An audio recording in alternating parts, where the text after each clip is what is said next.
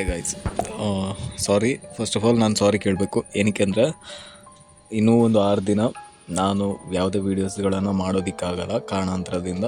But ಈ ಟಾಪಿಕ್ನ ನಾನು 6 ದಿನ ಅಂದರೆ ನೆಕ್ಸ್ಟ್ ಬುಧವಾರ ತನಕ ಈ ಟಾಪಿಕ್ ಡ್ರ್ಯಾಗ್ ಆಗ್ತಾ ಹೋಗುತ್ತೆ.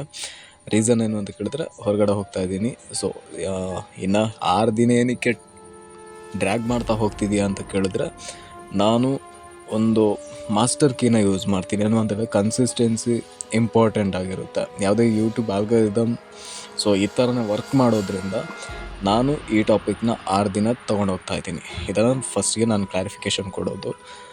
ನಾನಿವತ್ತು ತೊಗೊಂಡು ಬಂದಿರುವಂಥ ಟಾಪಿಕ್, ಇವತ್ತು ಪುಷ್ಪ ನೆನ್ನೆ ಮೂವಿ ರಿಲೀಸ್ ಆಯಿತು. ಆ್ಯಂಡ್ ಒನ್ ಮೋರ್ ಥಿಂಗ್, ನಾನು ತುಂಬ ಕಡೆ ಗಮನಿಸಿರುವಂಥ ವಿಚಾರ ಏನು ಅಂತ ಕೇಳಿದ್ರೆ, ಬಹಳಷ್ಟು ಜನ ಒಂದು ಅಪೋಸ್ ಮಾಡೋದಾಗಿರ್ಬೋದು, ಇಲ್ಲ ಈ ಭಾಷಾ ಪ್ರೇಮ ಅಂತ ಹೇಳ್ತೀವಲ್ಲ, ಇದನ್ನೊಂದು ಚೂರು ಜಾಸ್ತಿನೇ ತೋರಿಸ್ತಿದ್ದಾರೆ ಅಂತ ನನ್ನ ಅಭಿಪ್ರಾಯ. ಆ್ಯಂಡ್ ಒನ್ ಮೋರ್ ಥಿಂಗ್, ಒಂದು ಭಾಷೆ ಇನ್ನು ಇಂತಹ ಅಭಿಮಾನ ಎಲ್ಲಿ ತೋರಿಸ್ಬೇಕಿತ್ತು ಅಲ್ಲಿ ತೋರಿಸಿಲ್ಲ ಅನ್ನೋದು ನನಗೊಂದು ಬೇಜಾರು. ಏನಕ್ಕೆ ಅಂದರೆ, ನಮ್ಮದೇ ಕೇರಳದ ಒಬ್ಬ ಹುಡುಗ ಕನ್ನಡದಲ್ಲಿ ಮಾತಾಡಿ ಕನ್ನಡದಲ್ಲೇ ಕನ್ನಡನ ಬೆಳೆಸ್ಬೇಕು. ಆ್ಯಕ್ಚುಲಿ ಆತನಿಗೆ ಕನ್ನಡ ಬರಲ್ಲ.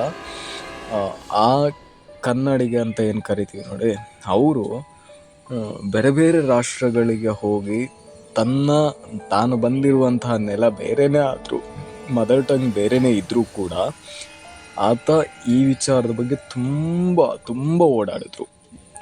ಬಟ್ ವೆನ್ ಆತ ದಾವಣಗೆರೆಗೆ ಬಂದು ಮಂಗಳೂರಲ್ಲಿ ಅವರನ್ನು ವೆಲ್ಕಮ್ ಮಾಡಿದಂತಹ ರೀತಿ ಮತ್ತು ದಾವಣಗೆರೆಯಲ್ಲಿ ಆತನನ್ನು ವೆಲ್ಕಮ್ ಮಾಡಿದ ರೀತಿಗೆ ತುಂಬಾ ಡಿಫ್ರೆನ್ಸ್ ಇತ್ತು. Like, share, comment, subscribe. My I go now?